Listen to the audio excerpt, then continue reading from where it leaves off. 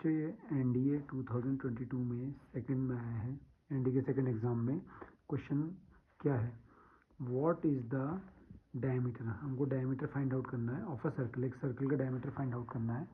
Inscribed, जो कि inscribed है यानी कि अंदर है किसके, एक रेगुलर पॉलीगन के। रेगुलर पॉलीगन का मतलब होता है इसकी सारी साइड्स इक्वल होती है और इंटरनल एंगल्स जो होते हैं वो भी इक्वल होते हैं। ऑफ 12 साइड्स, यानी कि रेगुलर पॉलीगन जो है वो 12 साइड्स का है और ईच ऑफ लेंथ, और उसकी जो साइड है उसकी लेंथ जो है 1 सेंटीमीटर है, यानी कि 12 साइड्स हैं उसके अंदर।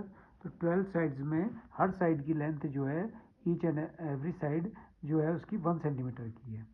तो what is the diameter of a circle inscribed in a regular polygon of 12 sides each of length 1 centimetre. तो हमें ऑप्शन में दिया है 1 + √2, डायमीटर 2 + √2, 2 + √3 और 3 + √3। तो इसको समझने के लिए पहले मैं आपको एक समझाता हूँ। देखिए ध्यान से देखिएगा, मैंने रेगुलर पॉलीगन एक स्क्वायर ले लिया, मान लीजिए आपको समझाने के लिए। 12 साइड्स का तो टाइम लगेगा बनाने में, तो इसलिए मैंने स्क्वायर ले लिया और स्क्वायर के मैंने सारे मिड पॉइंट्स ले लिए यहाँ पर और इसके अंदर एक सर्कल इंस्क्राइब कर दिया। सर्कल इंस्क्राइब करने के बाद मैंने इसका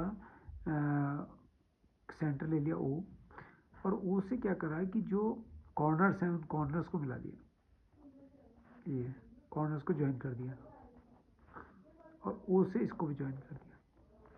तो सबसे पहले बच्चों में देखिएगा एंगल निकालने जा रहा हूँ। कौन सा एंगल, ये वाला एंगल, ठीक है। तो ये एंगल कैसे निकालेंगे, देखिए कॉर्नर्स मैंने ज्वाइन कर दिए, तो मेरे पास 4 एंगल, 4 एंगल्स हो गए, 1 2 3 4। इसको निकालने का बहुत आसान तरीका होता है कि एक पॉइंट पर कितने डिग्री एंगल होता है, 360 degree divided by number of sides 4 sides का पॉलीगन है स्क्वायर, तो ये आ गया 90 डिग्री। तो कहने का मतलब है कि ये वाला एंगल भी 90 होगा, ये भी 90 होगा और ये भी 90 होगा। तो हम इस वाले ट्रायंगल की बात कर रहे हैं। तो इस यहाँ से मैंने क्या करा कि एक परपेंडिकुलर ड्रॉ करा ओ एम, ये वाला, और ये एंगल मेरा 90 डिग्री है। और आप देख रहे हैं कि ये साइड जो है, ये वाली साइड ओ ए और ये वाली साइड ओ बी इस ट्रायंगल में इक्वल है, ठीक है। तो इसका मतलब ये समद्विबाहु त्रिभुज, आइसोसेलेस ट्रायंगल है, समद्विबाहु त्रिभुज है। तो इसकी ये वाली एंगल और ये एंगल अपोजिट एंगल्स, जो अपोजिट साइड्स के अपोजिट्स हैं वो इक्वल होंगे। जब ये इक्वल होंगे तो ये पूरा एंगल कितना है, 90 डिग्री। तो ये एंगल इधर वाला 45 हो जाएगा और ये वाला एंगल भी 45 डिग्री हो जाएगा। थोड़ी देर के मान लीजिए कि इसकी जो लेंथ है वो 1 सेंटीमीटर, इसकी मान लेते हैं 1 सेंटीमीटर। तो आइसोसेलेस ट्रायंगल में जो परपेंडिकुलर होता है बच्चों, तो वो क्या करता है कि इस एंगल को तो बाइसेक्ट करता ही है, साथ साथ जो उसकी सामने वाली साइड है ए बी, उसको भी ये बाइसेक्ट करेगा। तो 1/2 और 1/2 हो जाएगी। अब यहाँ पर हमें निकालना क्या है, इसकी रेडियस निकालनी है सर्कल की। तो सर्कल की रेडियस तो यही होगी ओ एम। तो ओ एम निकालने के लिए हमने ट्रायंगल ले लिया ओ ए एम में। तो ओ एम में 45 डिग्री सामने जो है ये परपेंडिकुलर है और 90 डिग्री के सामने हाइपोटेनस होता है यानी कि कर्ण, और इस वाले एंगल के सामने ये जो बचा बेस है ओ एम। तो tan लग गया, tan 45 degree perpendicular upon base. तो परपेंडिकुलर ए एम है और बेस कितना है ओ एम, ठीक है। तो ए एम तो हमारे पास है 1/2 और ओ एम है हमारे पास आर। ये ओ एम जो है सर्कल की रेडियस होगी, तो आर आ गया 1 = 1/2 आर। तो आर की वैल्यू कितनी आ गई, 1/2। तो कहने का मतलब है इसका डायमीटर जो हो गया 2 × आर, तो 2 × 1/2। तो मैंने एक एग्जांपल लिया था। अब मेरे पास जो 12 साइड्स का पॉलीगन है, तो 12 साइड्स का पॉलीगन को अगर बनाते हैं, उस क्वेश्चन को कैसे सॉल्व करेंगे। मैंने 3 साइड्स ले ली, तो आप क्या करेंगे, यहाँ से जाता हुआ एक सर्कल ले लिया, मान लीजिए कि 12 साइड्स को ये टच कर रहा है और यहाँ पर इसका सेंटर हो गया और सब कॉर्नर्स को हमने इसके मिला दिया सेंटर से।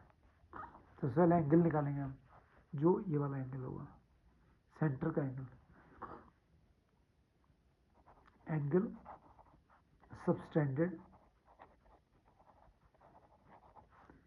At the centre. तो मैंने अभी आपको बताया कैसे निकालेंगे वो, कि 360 डिग्री होता है किसी पॉइंट पर एंगल और उसको साइड से डिवाइड कर देंगे। तो 12 3 36, तो 30 हो गया। तो 30 डिग्री एंगल ये सबस्टेंड होगा, यहाँ पर बनेगा। इसको मैंने ओ ले लिया, इसको बी ले लिया। अब आप यहाँ से हमें रेडियस निकालना है, तो मैंने यहाँ से एक परपेंडिकुलर ड्रॉ करा, ओ एम। ये डिस्टेंस आपको पता ही है 1 सेंटीमीटर है, जो रेगुलर पॉलीगन की साइड है 1 सेंटीमीटर है। तो ये मैंने बताया था आपको कि ये और ये साइड इक्वल होगी, तो इस कारण से ये एक आइसोसेलेस ट्रायंगल यानी कि समद्विबाहु त्रिभुज हो गया, और ये परपेंडिकुलर बाइसेक्टर हो गया, और ये एंगल को डिवाइड करेगा, तो ये एंगल 15 डिग्री और ये भी एंगल 15 डिग्री, अंदर वाला एंगल ये और ये वाला 30 था पूरा, 15 15 हो गया। अब ये 1 है, तो ये परपेंडिकुलर बाइसेक्टर है, तो 1/2 ये हो गया, 1/2 ये हो गया।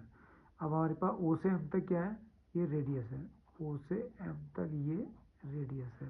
तो इस ट्रायंगल ओ ए एम में आप देख रहे हो 10-15 डिग्री लग गया, 10-15 degree is equal to perpendicular upon base.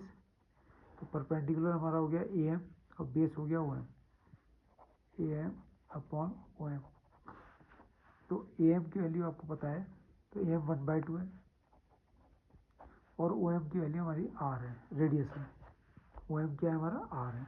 तो कैसे निकालेंगे 10-15 डिग्री की value, 10 45 minus 30 is equals to 1/2r।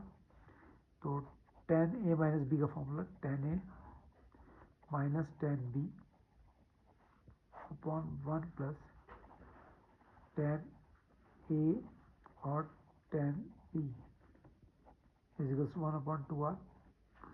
तो 1 minus 1/√3 upon 1 plus 1 into 1/√3, 1/2r।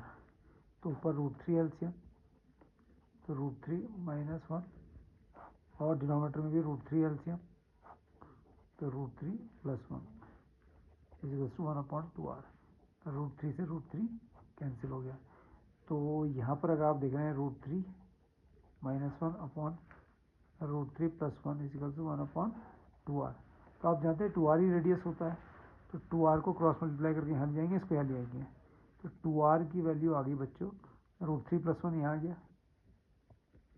और √3 माइनस 1 यहाँ आ गया।